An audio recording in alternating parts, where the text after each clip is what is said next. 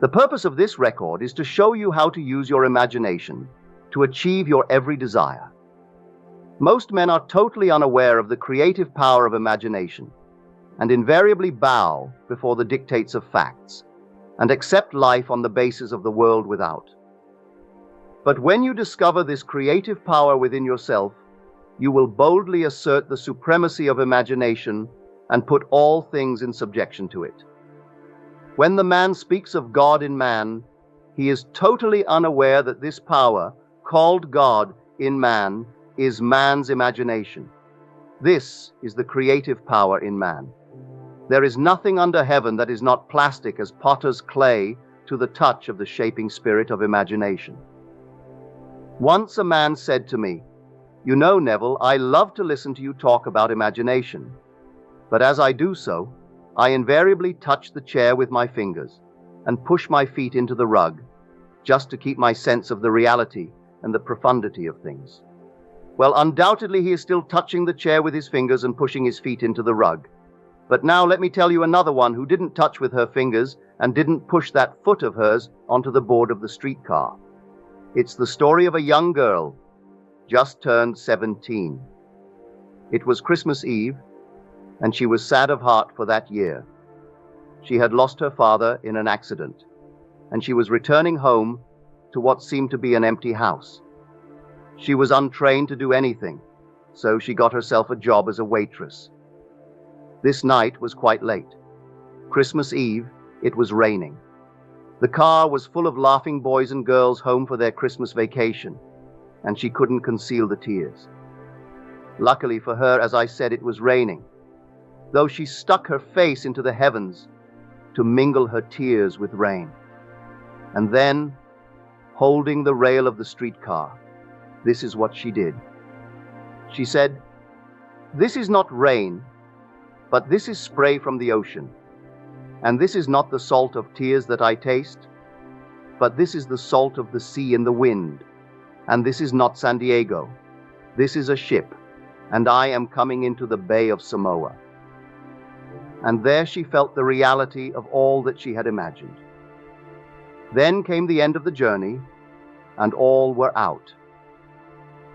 10 days later, this girl received a letter from a firm in Chicago saying that her aunt, several years before, when she sailed for Europe, deposited with them $3,000 with instructions that if she did not return to America, this money should be paid to her niece. They had just received information of the aunt's death and were now acting upon her instructions. 1 month later, this girl sailed for Samoa. As she came into the bay, it was late that night, and there was salt of the sea in the wind. It wasn't raining, but there was spray in the air, and she actually felt what she felt 1 month before. Only this time she had realized her objective. Now this whole record is techie. I want to show you today how to put your wonderful imagination right into the feeling of your wish fulfilled, and let it remain there, and fall asleep in that state. And I promise you, from my own experience, you will realize the state in which you sleep. If you could actually feel yourself right into the situation of your fulfilled desire, and continue therein until you fall asleep as you feel yourself right into it. Remain in it until you give it all the tones of reality, until you give it all the sensory vividness of reality. As you do it in that state, quietly fall into sleep. And in a way you will never know.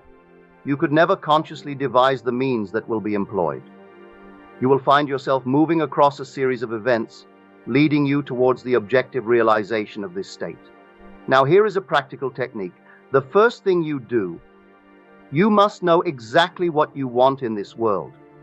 When you know exactly what you want, make as lifelike a representation as possible of what you would see and what you would touch and what you would do, and physically move in such a state. For example, suppose I wanted a home, but I had no money.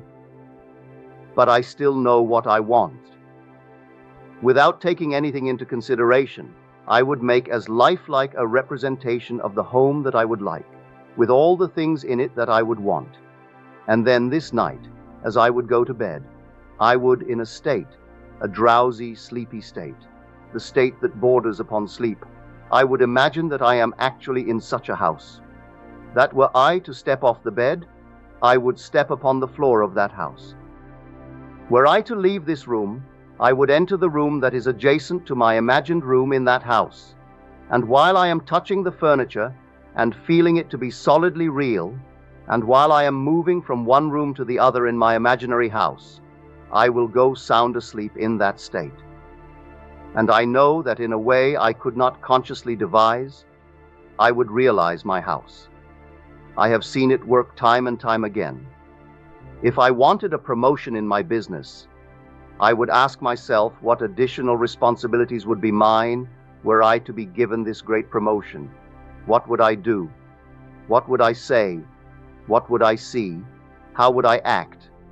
And then in my imagination I would begin to see and touch and do and act as I would outwardly see and touch and act. Were I in that position, if I now desired the mate of my life, were I now in search of some wonderful girl or some wonderful man, what would I actually find myself doing? That would imply that I have found my state. For instance, suppose now I was a lady. One thing I would definitely do is wear a wedding ring. I would take my imaginary hands, and I would feel the ring that I would imagine to be there. And I would keep on feeling it until it seemed to me to be solidly real. I would give it all the sensory vividness I am capable of giving anything. And while I am feeling my imaginary ring, which implies I am married, I would sleep. This story is told to us in the Song of Songs, or the Song of Solomon. It is said, "At night on my bed, I sought him whom my soul loveth. I found him whom my soul loveth. And I would not let him go until I brought him into my mother's house, right into the chamber of her that conceived me." If I would take that beautiful poem and put it into modern English, into practical language, it would be this. While sitting in my chair, I would feel myself right into the situation of my fulfilled desires, and having felt myself into that state, I would not let it go. I would keep that mood alive, and in that mood, I would sleep. That is, taking it right into my mother's chamber, into the chamber of her that conceived me. You know, people are totally unaware of this fantastic power of the imagination. But when man begins to discover this power within him, he never plays the part that he formerly played. He doesn't turn back and become just the reflective life. From here on in, he is the effector of life. The secret of it is to center your imagination in the feeling of the wish fulfilled and remain buried. For in our capacity to live, in the feeling of the wish fulfilled, lies our capacity to live the more abundant life. Most of us are afraid to imagine ourselves as important and noble individuals, secure in our contribution to the world, just because at the very moment that we start our assumption, reason, and our senses deny the truth of our assumption. We seem to be in the grip of an unconscious urge, which makes us cling desperately to the world of familiar things and resist all that threatens to tear us away from our familiar and seemingly safe moorings. But I appeal to you to try it. If you try it, you will discover this great wisdom of the ancients, for they told it to us in their own strange, wonderful, symbolical form. But unfortunately, you and I misinterpreted their story and took it for history when they intended it as instruction to simply achieve our every objective. You see, imagination puts us inwardly in touch with a world of states. These states are existent. They are present now, but they are mere possibilities while we think of them. But they become overpoweringly real when we think from them and dwell in them. You know, there's a wide difference between thinking of what you want in this world and thinking from what you want. Let me tell you, when I first heard of this strange and wonderful power of the imagination, it was in 1933 in New York City. An old friend of mine taught it to me. He turned to the 14th of John, and this is what he read. "In my Father's house are many mansions. If it were not so, I would have told you. I go to prepare a place for you. And if I go and prepare a place for you, I will come again and receive you unto myself, that where I am, there ye may be also. He explained to me that this central character of the Gospels was human imagination. That mansion was not a place in some heavenly house, but simply my desire. If I would make a living representation of the state desired, and then enter that state and abide in that state, I would realize it. At the time, I wanted to make a trip to the island of Barbados in the West Indies, but I had no money. He explained to me that if I would that night, as I slept in New York City, assume that I was sleeping in my earthly father's house in Barbados and go sound asleep in that state, I would realize my trip. Well, I took him at his word and tried for 1 month, night after night. As I fell asleep, I assumed I was sleeping in my father's home in Barbados. At the end of my month, an invitation from my family came, inviting me to spend the winter in Barbados. I sailed for Barbados in the early part of December of that year. From then on, I knew I had found this Savior in myself. The old man told me that it would never fail. Even after it happened, I could hardly believe that it would not have happened anyway. That's how strange this whole thing is. On reflection, it happens so naturally you begin to feel, or to tell yourself that it would have happened anyway. And you quickly recover from this wonderful experience of yours. It never failed me. If I would give the mood, the imagined mood, sensory vividness, I could tell you unnumbered case histories to show you how it works. But in essence, it's simple. You simply know what you want. When you know what you want, you are thinking of it. That is not enough. You must now begin to think from it. Well, how could I think from it? I am sitting here and I desire to be elsewhere. How could I, while sitting here physically, put myself in imagination at a point in space, removed from this room, and make that real to me? Quite easily. My imagination puts me in touch inwardly with that state. I imagine that I am actually where I desire to be. Now, can I tell that I am there? There is only one way to prove that I am there. For what a man sees when he describes his world is, as he describes it, relative to himself. So what the world looks like depends entirely upon where I stand when I make my observation. So if, as I describe my world, it is related to that point in space I imagine that I am occupying, then I must be there. I am not there physically, no, but I am there in my imagination. And my imagination is my real self. And where I go in imagination and make it real, there I shall go in the flesh also. When in that state I fall asleep, it is done. I have never seen it fail. So this is the simple technique on how to use your imagination to realize your every objective. Here is a very healthy and productive exercise for the imagination. Something that you should do daily. Relive the day as you wish you had lived it, revising the scenes to make them conform to your ideals. For instance, suppose today's mail brought disappointing news. Revise the letter, mentally rewrite it, and make it conform to the news you wish you had received. Or suppose you didn't get the letter you wished you had received. Write yourself the letter and imagine that you received such a letter. Let me tell you a story that took place in New York not very long ago. In my audience sat this lady who had heard me numberless times, and I was telling the story of revision. A man, not knowing the power of imagination, goes to sleep at the end of his day, tired and exhausted, accepting as final all the events of the day. And I was trying to show that man should, at that moment before he sleeps, rewrite the entire day and make it conform to the day he wished he had experienced. Here is the way a lady wisely used this law of revision. It appears that 2 years ago, she was ordered out of her daughter-in-law's home. For 2 years, there was no correspondence.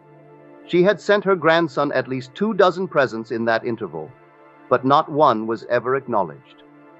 Having heard the story of revision, this is what she did as she retired. At night, she mentally constructed 2 letters. One she imagined coming from her grandson, and the other from her daughter-in-law.